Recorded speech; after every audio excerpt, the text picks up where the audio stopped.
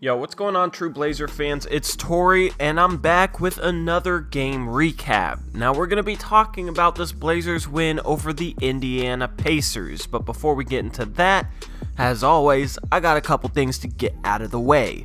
First off, I'm going to stop calling these day after recaps. I'm just going to call them game recaps because they're not necessarily always going to come the day after, and then when I don't upload it the day after, it's like, well, why am I still calling it a day after recap if I'm uploading it 2 days after? You know what I mean? So I'm just going to start calling these game recaps. So this is the game recap for the Blazers at the Indiana Pacers. Second, I just created a Discord channel. The link will be down in the description below. That's a place where you can come talk directly with us, as well as give us feedback on some business ideas we may come up with. We can talk about Blazer basketball in there. Basically, just go check it out. It's free. It's a simple sign up if you haven't already made a Discord account. Third and fourth, follow us on Twitter. The links are down there as well. And make sure you subscribe if you haven't already subscribed to True Blazer Fan. This is your #1 stop for Blazer content on YouTube. So with all that being said, let's jump into this recap. Early on in this game, Portland was able to have some success as they built an early 9-point lead. That, however, evaporated when the Indiana Pacers had a stellar second quarter run, which was capitalized by multiple Bojan Bogdanovic threes. Portland bigs did have a lot of foul trouble. Nurk had a lot of early fouls. Myers Leonard had 3 fouls in 3 minutes.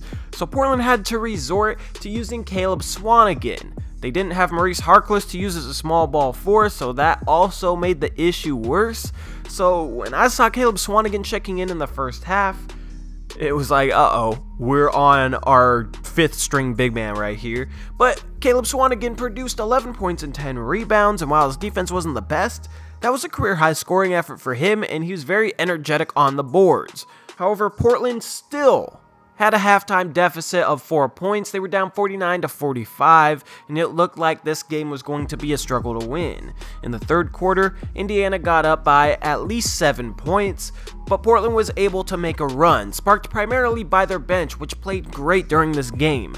Zach Collins had a terrific second half as he had 15 points in that half. At one point, he had 15 of the Blazers' 26 points. He was scoring inside, he was making great cuts, he was getting found by Nick Stauskas. I believe Stauskas had at least 3 assists to him. We'll talk about that a little bit more later. And then he capped it off with a 3, and his shot is looking very good as well. If I would have told you that Dame, CJ, and Nurkic had below average games, you probably would have assumed this game was a loss. However, this year, that's not necessarily the case with the way this bench has been playing. Portland was able to run away comfortably with a 103-93 win. The bench had 54 points, led by Zach Collins, but Evan Turner also had a very solid game. He finished with 13 points, 8 rebounds, and 3 assists on an efficient 6 for 9 shooting, and he also hit his first 3 of the year. Nick Stauskas also had 10 points in 24 minutes on 3 for 6 shooting and 2 for 3 from behind the line. That means you had 4 Trailblazers off the bench scoring in double figures. As far as Dame and CJ go, they weren't terrible. Dame had 16 points on 5 for 13 shooting, not as efficient as you'd like, but, you know, he was bound to have a below average game after the way he's been playing throughout this entire season. CJ McCollum had a solid effort, 7 for 15 shooting, that's some decent efficiency there. He had 17 points, 6 rebounds, and only 1 assist. We still need him to make plays for others just a little bit more.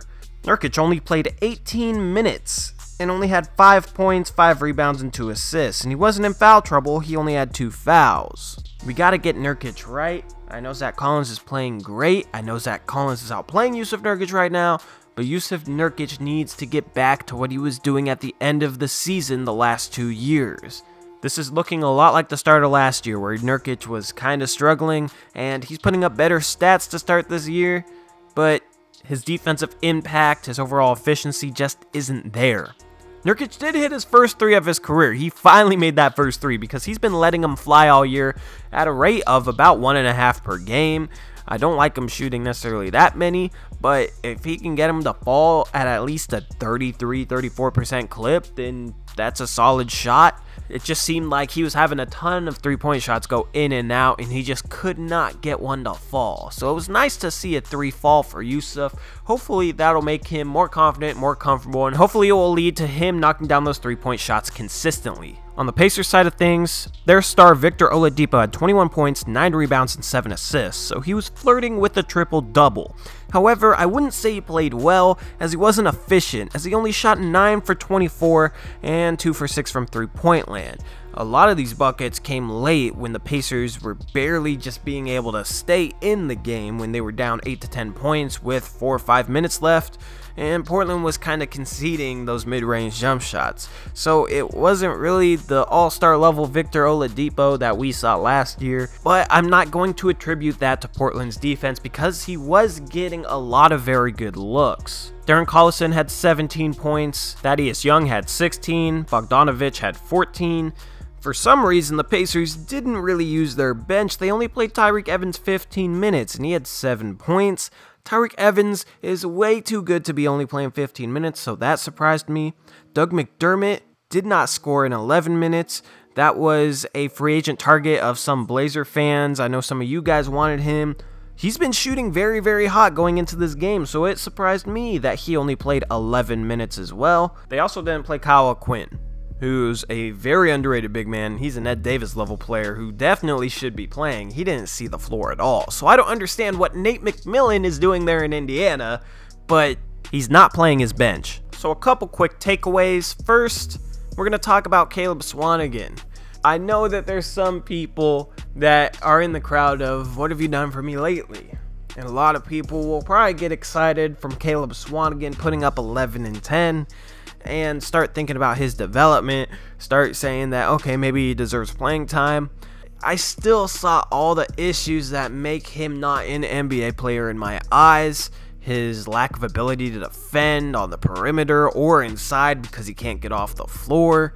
His awful hands, and he wasn't really creating shots unless he already had great position, which is something I think will be an issue for him. He can rebound, and he did rebound. That's not something that really impressed me because that was his best skill coming into the NBA. He got a couple of buckets off of rebounds. He did finish a couple of plays inside, but those are shots that he should make. This isn't something where I'm going to say, oh, now Caleb Swanigan deserves playing time.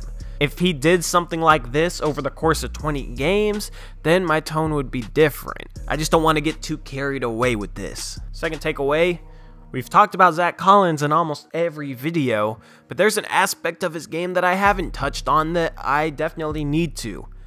This dude is very good at moving without the ball. If you watch that second half, there was a play where he dove baseline when Nick Stauskas was driving, and Nick Stauskas found him. This is a cut I've been asking for years for Portland Trailblazers to make. Instead, you usually get Al-Farouq Aminu just sitting in the corner. There was another play where Zach Collins curled to the middle of the paint, found the passing window, and gave Nick Stauskas an avenue to pass the ball, and then he hit that little floater that he likes. Zach Collins is a good cutter. Third and final takeaway, how good does it feel to have a legitimate bench? CBS going into this season said we had the 4th worst bench. 26th. Or is it 27th? I don't know. Very, very bad, according to CBS. This year, we have the 3rd best net rating for a bench in the entire league. Feels good, man. Anyway, I'm not going to have a preview because this Houston game is about to start, probably right after I release this video. Back-to-backs are going to be hard for me making these recaps. Me not releasing a Miami Heat game recap was kind of a fluke. My house has been very busy the past couple days. I've been pretty busy, so that's why that wasn't able to get out, but that shouldn't happen again. I do want to do one for pretty much every single game. So that's all I got for now. We got to take care of business against Houston tonight because they don't have Harden, so we better go 3-1 on this road trip and come home with a 5-2 record for our 6-game homestand. That would be terrific. That's all I got for now, true Blazer fans. Peace out. Go Blazers.